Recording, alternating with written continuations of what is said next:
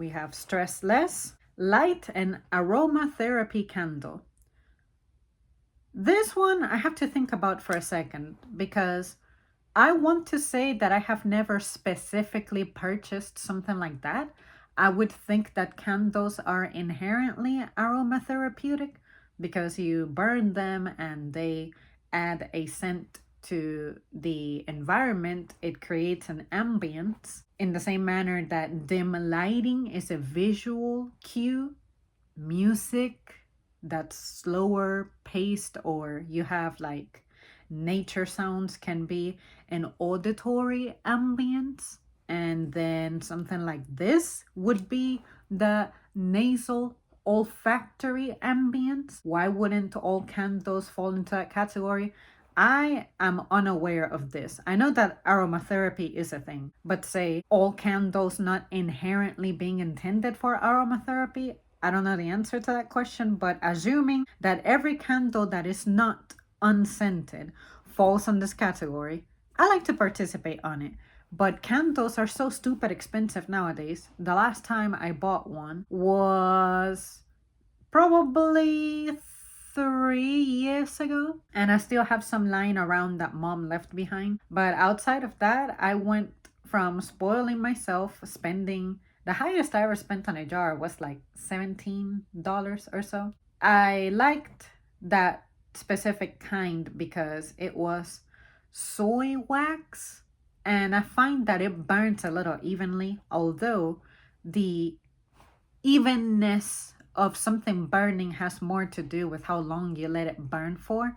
Say, if you blow the candle out before the entire top of it has had a chance to melt, it'll begin tunneling on you if you blow it out too soon.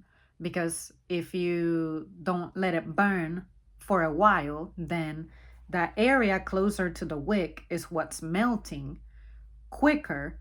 And if you blow it out and try to burn it again at some other point, then it'll begin to tunnel because the entire surface didn't have a chance to evenly melt so that it can continue to melt evenly. Something like that. Another thing I like about those soy ones is that the scent on them doesn't seem to be too strong.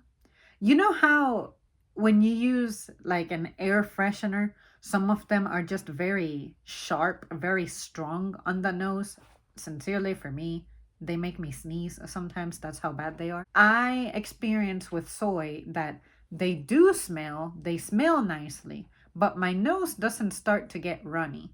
It doesn't start itching or anything like that. It's a better time. Now, when it comes to, oh my God, I have to burn this candle because it affects my mood. A candle can affect my mood if I let it, if I focus on letting it do so. Say, I have the lights turned off, I'm burning the candle, I'm focusing on the lighting that the candle is providing.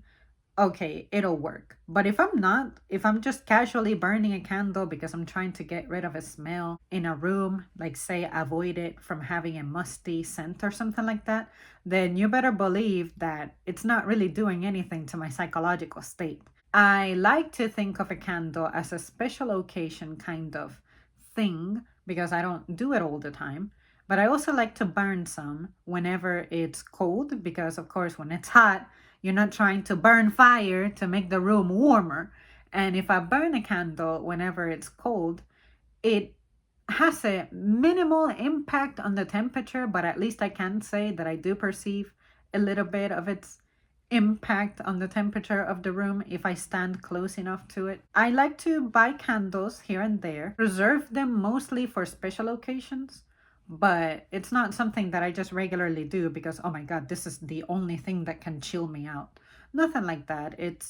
I do it for the experience, for the ambience, for the assistance at getting rid of weird smells and stuff, but it's not like I just indulge on them depending on their impact on me. I know that there's some with essential oils that are supposed to mess with you, right? Some of them are supposed to be anti anxiety, some of them are supposed to be calming, some of them are supposed to be whatever they do. I cannot say that I experienced that from candles.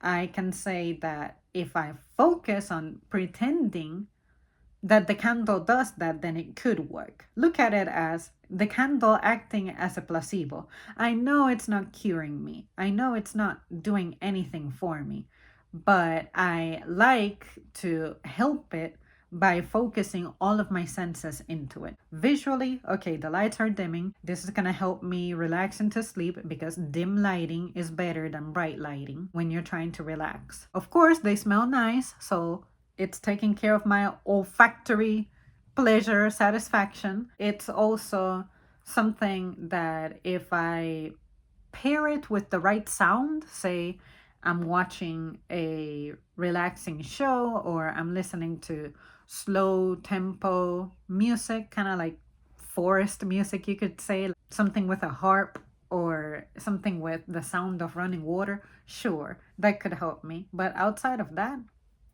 they really don't have an effect on me. Again, I have to authorize them to have the effect on me. It's not like, whoa, I bought this candle, it's just gonna work. Nothing like that. Well, there you guys have it. That's it from me. Thank you so much for tuning in. I hope that I was able to get my point across. It was difficult to explain because I never really talk about candles like that. All I can tell you about candles is I know exactly which ones I like. I don't buy them often. They're fucking expensive.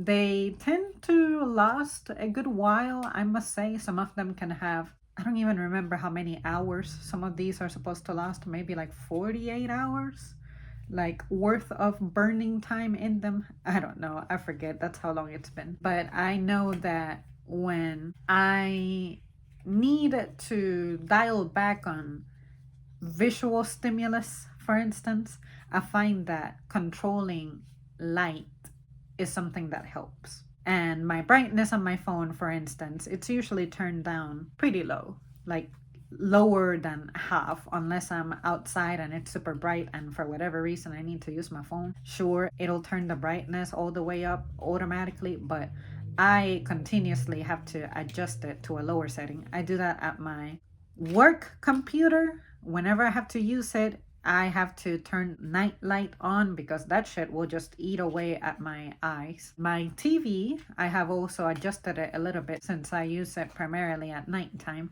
And the problem with that is that when I try to use my TV in the daytime, the rare occasions I do, I can barely see it because of how bright it is with the daylight. Outside of that, I hate that at my register I can't control the brightness anymore like I could with my old register way back in the day. That's it. Bye.